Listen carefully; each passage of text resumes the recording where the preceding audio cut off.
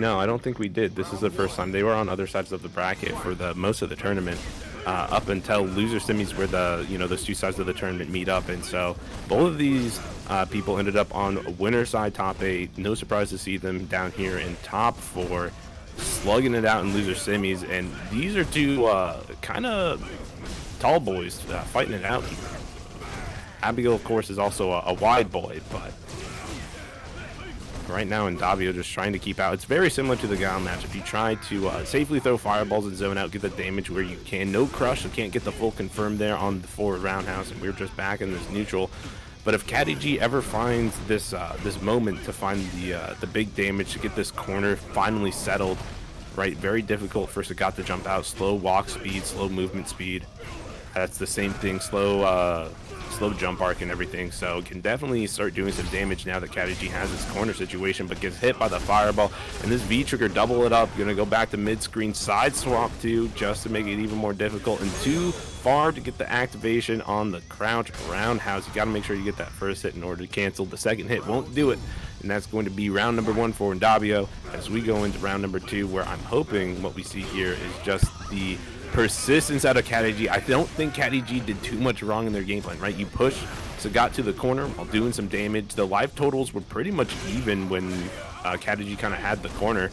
Just unfortunate that the V-trigger activation happened and you got side swamped, right? It makes it very difficult to make that comeback, but still, this maintains to just be a pure slugfest. Did you catch the button? No, it's a spin for nothing. We're gonna get the V-trigger charge up, but still not quite in time to get the full punish. I think if CattyG was sandblock, it might not have even gotten the first hit. But right now, if you're endabio, you're playing this super duper passive. You don't want to do too much here, but going in instead and able to get the tick throw, mixing it up a little bit, not letting CattyG get the opportunity.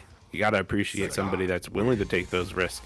Like endabio here, as they take one up in loser semis. Of course, this is a 3 out of 5, as it is for the rest of the tournament. If you're not aware, we're heading right in here, and what CattyG kind of needs to do is make sure that they're not letting endabio slide on anything. You got to make sure that you're kind of abusing the fact that Sagat has to use big normals to move around, right? It has to be a roundhouse or forward roundhouse or the forward medium kick in order to move, and outside of those buttons, you're kind of just sitting still if you're Sagat, right? You're just trying to chuck this plasma and keep the distance that way rather than moving too much yourself. And so you're finding opportunities here for your CattyG to stop the fireball pressure, but at the same time stopping the normals from coming out. And the run's going to do a good job at that, but you have to not get overcommitted on where you push your button or trying to go for the grab too many times, right? Backing up a little bit further and doing some run into back dashes kind of force a weird situation where they're not sure, but good back there from endabio, aware that CattyG likes to wait for that stomp, and you can back throw as that stomp is waiting to come out. And now just a full screen behind.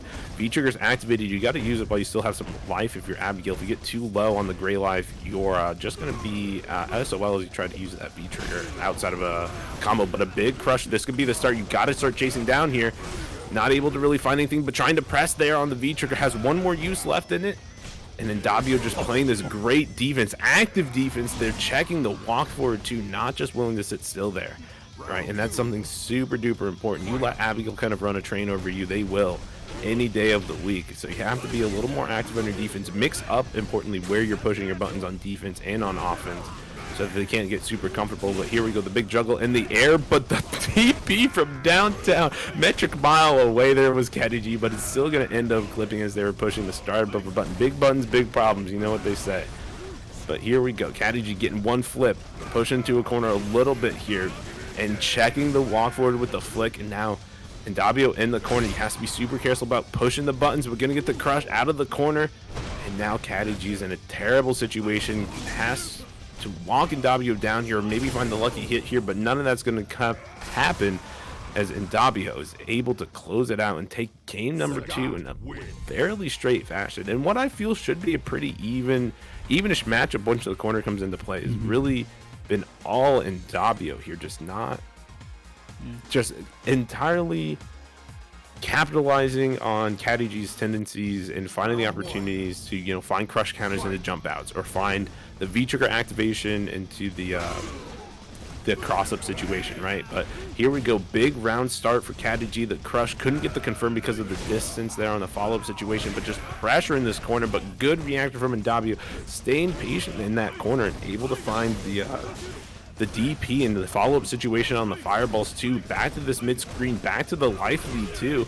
The parry not going to work out. The stun not quite, little close on the, excuse me, a little close there on the Abby punch. Got punished. That's going to be able to be a quick wrap-up from endabio as they are up two games in a round on match point to go into losers finals to get the run back against Knuckleberry, where they had that 3-2 earlier in winner's side. But a big crush again. endabio just not willing to give CattyG, Katie or Catty? Let's go Catty.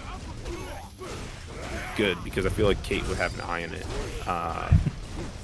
But really just not giving an inch and taking a mile is kind of endabio's whole playstyle here, right? Like, there's been nothing where I felt like CattyG, outside of activating V-Trigger and getting something started that way, I don't feel like there's been too many situations where CattyG's had that mental advantage against endabio. Like, it has always been endabio running the pace and endabio waiting out CattyG, waiting to find the jump, waiting to find the opportunity out of the corner, waiting for any overextension in order to get their gameplay started. And that's what's going to work out here as endabio moves forward to fight against Knuckleberry Fist.